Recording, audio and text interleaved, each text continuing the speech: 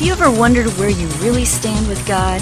Are you overcome with feelings of guilt because of things you've done wrong? Are you tired of religion that focuses on rules that you can't keep? Have we got good news for you? It's time to listen in on some casual conversation with Mike Kapler and Joel Brueseke and discover what true freedom is all about. This is Growing in Grace. Hi and welcome. Growing in Grace is on the air. I'm Mike along with Joel. We're glad you're with us again. And right before we went on, Joel reminded me that we've been doing this Growing in Grace podcast for 6 years now. 6 years. And so we want to take a program here just to pause and reflect on how we got started and why we do what we do, and just kind of reflect a little bit on the impact that the program maybe has had on some folks. Joel, you and I, when we came into a greater understanding of what the gospel really was, and just to set this up, both of us had belonged to the church world for quite a while. I mean, we've been Christians for quite some time and attended some various churches throughout that time. As we became older, like we all do, we came to a greater understanding of what the gospel really was, and it changed our lives. And it was so radically different in many ways than what we had been taught all of our life in what would commonly be referred to as Bible-believing churches. And we both were doing this right around the same time. I may have come into a connection and passed some information on to Joel, and I said, man, you got to hear some of this. And so we sort of both grew into it around the same time back in the mid-'90s. But 6 years ago, through a series of circumstances, we started doing this Growing in Grace podcast, and we're still doing it. Can you believe that? Sometimes I find it hard to believe. I mean, that right now it's half of my son's life ago we started this. He's 12 now, and sometimes it doesn't seem like that much time has gone by, and other times it just seems like it's gone by really quickly. But yeah, that's right. I mean, I grew up in the church in a certain denomination, and then around 1992 or so, I began going to a Pentecostal church, which was a lot different than what I had grown up in, and I got a lot of good things out of that experience, but I think I also, a lot of legalism crept in during that time as well, and we've talked about how you and I, Cap, in various aspects in our lives, we lived kind of an up and down roller coaster ride because of the legalism that had been in our lives. And so then in the mid-'90s, when you began sharing some things with me when we worked at the radio station together, and I remember we've shared this on our program. I think we even have done a podcast or two on it where you and I were just talking. You were sharing some things with me about what you were learning, and I wasn't, at the time, really, I didn't feel like I was really struggling with anything in particular, but the words you said to me that day kind of really just changed the way I viewed things, and you said, God isn't angry with you anymore. And that just lit the fire underneath me, I think.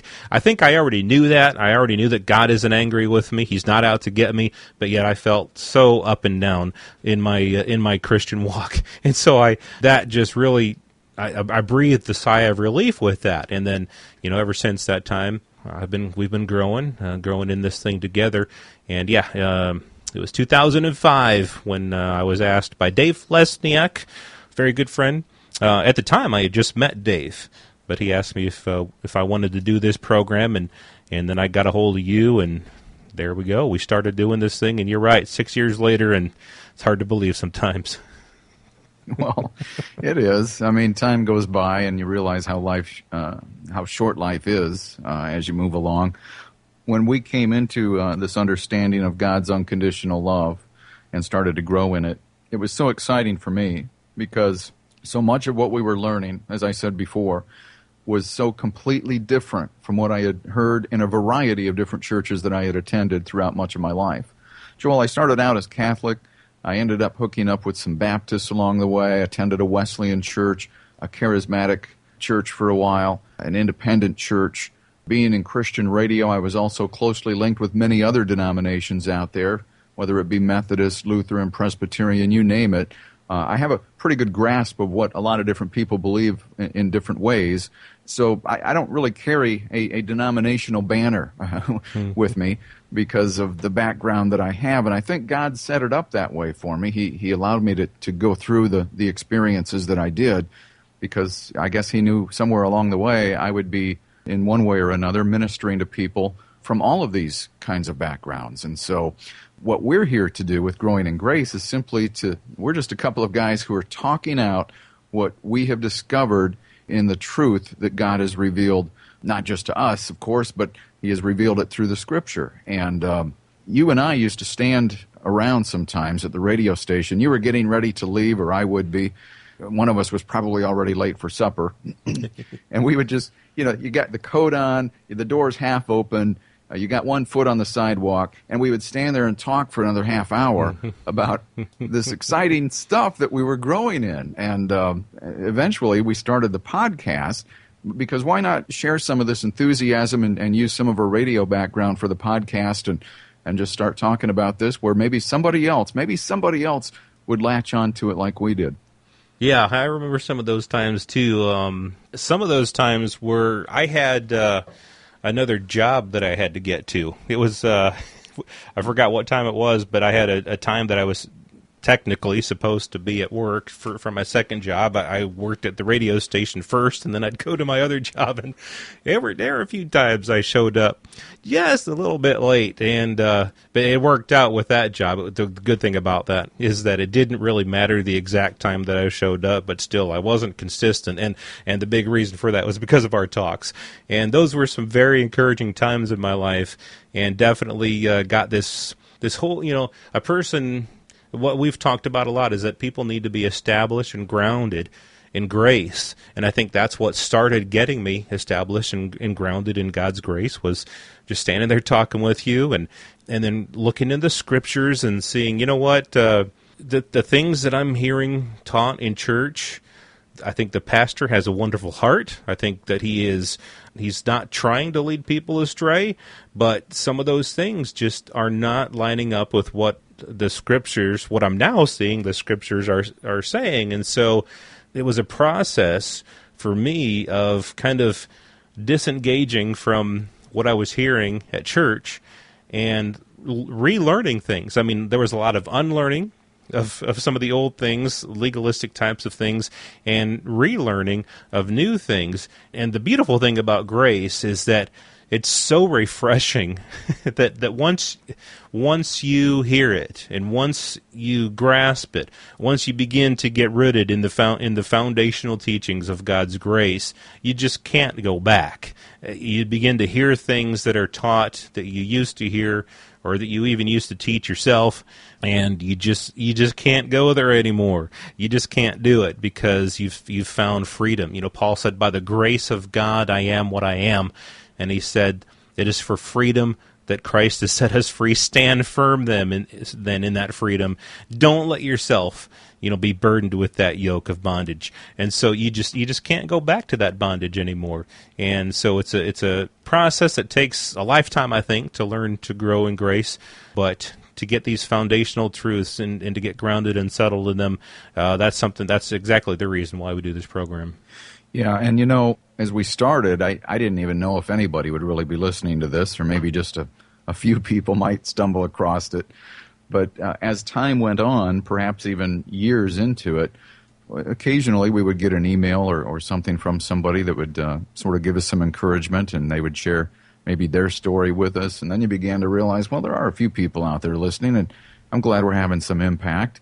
But then as time went on, you were able to track some numbers through the Internet, although sometimes that's hard to do, I understand. But we came to the conclusion that we were receiving perhaps even thousands of downloads a month, and then many thousands. And, through Facebook and other avenues, it's grown into what it is. I think something that we were used to in Christian radio was getting letters or emails from our listeners, and you would really begin to see the impact that God was having through the ministry you were involved with in Christian radio, what God was doing out there in the hearts of people. And we've had some response from people about this program in the same way. Yeah, and that's true. And it's Sometimes it's surprising to me, and sometimes I totally get it. But I mean, we'll hear from people sometimes that they are really deeply struggling with some stuff out there. I mean, in their church, maybe just for example, maybe a woman will write, and she's dealing with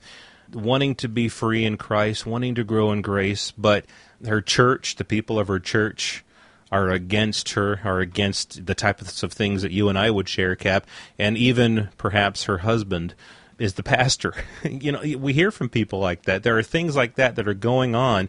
So we understand that people are really struggling out there. Other people are dealing with guilt and condemnation, never feeling like they can measure up. Well, we've been there. We've done that, and we've been set free ourselves, and so we feel we have some things that we can share to help other people on their journey as well. It's always good to hear from people, because I think not only does it give us the opportunity to perhaps help somebody out, but it encourages you and me too, Cap. Yeah, some of these people, because of some of what you just mentioned, they don't even want to publicly reveal their identity because they're afraid if their spouse or their church or somebody finds out that they believe in this great stuff, this radical grace that we talk about. If they find that out, then they're going to be in big trouble. It could even ruin their marriage. And so that your heart just goes out to people like that. They've got this hidden identity. And so what we've been talking about, what's fascinating to me about this program is that for 6 years, you and I have basically talked about that sort of what I would call it, sort of a narrow scope that is broad in its own sense.